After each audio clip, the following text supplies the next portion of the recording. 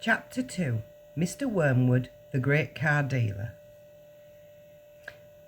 Matilda's parents owned quite a nice house with 3 bedrooms upstairs, while on the ground floor there was a dining room and a living room and a kitchen.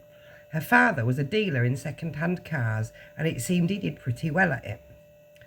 "Sawdust," he would say proudly, "is one of the great secrets of my success, and it cost me nothing. I get it free from the sawmill." "What do you use it for?" Matilda asked him. "Ha!" the father said. "Wouldn't you like to know?" "I don't see how sawdust can help you to sell second-hand cars, Daddy." "That's because you're an ignorant little twit," the father said. His speech was never very delicate, but Matilda was used to it. She also knew that he liked to boast, and she would egg him on shamelessly. "You must be very clever to find a use for something that costs nothing," she said. "I wish I could do it." "You couldn't," the father said. "You're too stupid, but I don't mind telling young Mike here about it. He'll be joining me in the business one day." Ignoring Matilda, he turned to his son and said, "I'm always glad to buy a car when some fool has been clashing the gears so badly that they're all worn out and rattle like mad. I get it cheap, and then all I do is mix a lot of sawdust with the oil in the gearbox, and it runs sweet as a nut." "How long will it run before it starts rattling again?" Matilda asked him. "Long enough for a buyer to get a good distance away," the father said, grinning. "About 100 miles. "But that's dishonest, Daddy," Matilda says. "It's cheating." "No one ever got rich by being honest," the father said. "Customers are there to be diddled."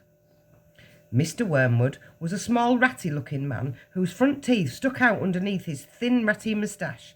He liked to wear jackets with big large coloured checks, and he sported ties that were usually yellow or pale green. "Now, take mileage, for instance," he went on. "Anyone who's buying a second-hand car, the first thing he wants to know is how many miles it's done, right?"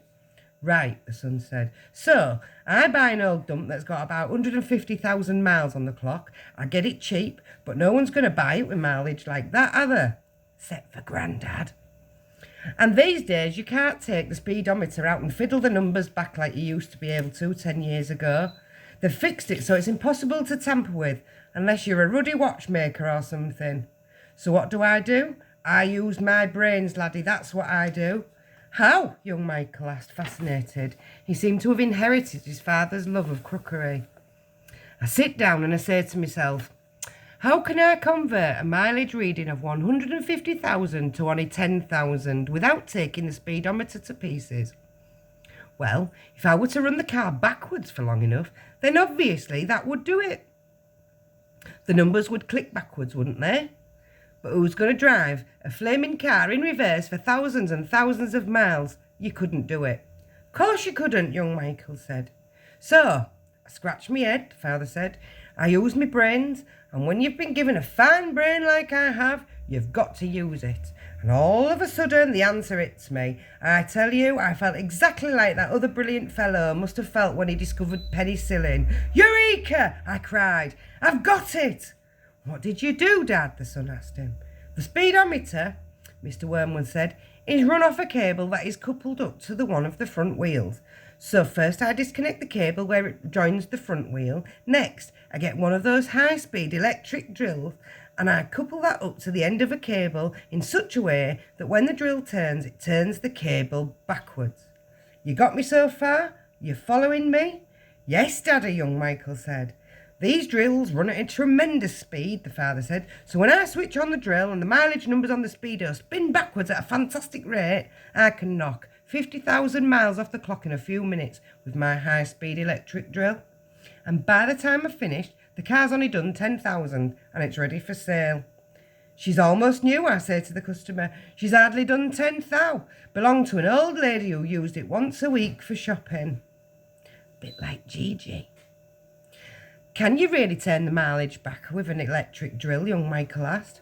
"I'm telling you trade secrets," the father said, "so don't go talking about this to anyone else.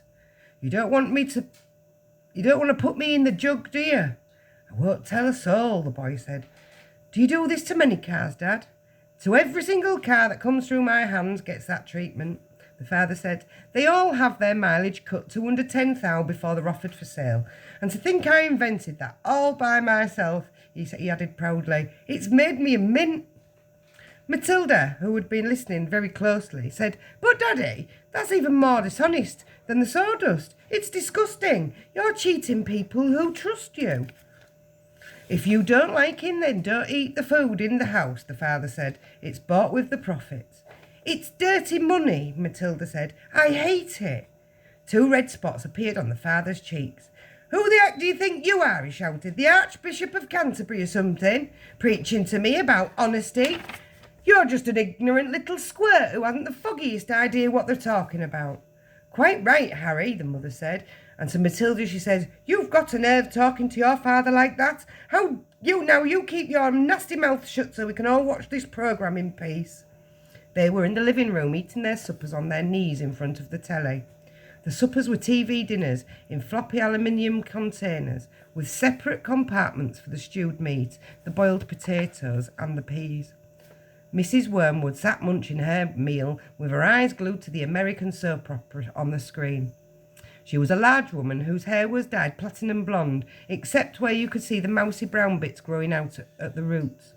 She wore heavy makeup, and she'd had one of those unfortunate bulging figures where the flesh appears to be strapped in all around the body to prevent it from falling out. Mummy, Matilda said, would you mind if I ate my supper in the dining room so I could read my book? The father glanced up sharply. I would mind, he snapped. Supper is a family gathering, and no one leaves the table till it's over. But we're not at the table, Matilda said. We never are. We're always eating it off our knees and watching the telly. What's wrong with watching the telly, may I ask? Father said. His voice had suddenly become soft and dangerous.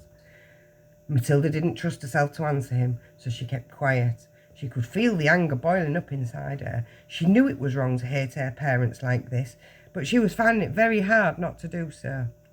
All the reading she'd done had given her a view of life that she'd never seen. If only they would read a little Dickens or Kipling, they might discover that there was more to life than cheating people and watching television.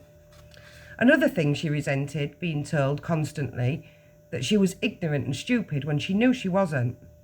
The anger inside her went on boiling and boiling, and as she lay in bed that night, she made a decision. She decided that every time her father or her mother were beastly to her, she would get her own back in some way or another. A small victory or two would help her to tolerate their idiocies and would stop her from going crazy. You must remember that she was still hardly 5 years old, and it is not easy for someone as small as that to score points against an all-powerful grown-up. Even so, she was determined to have a go. Her father, after what had happened in front of the telly that evening, was first on her list. The end of chapter 2.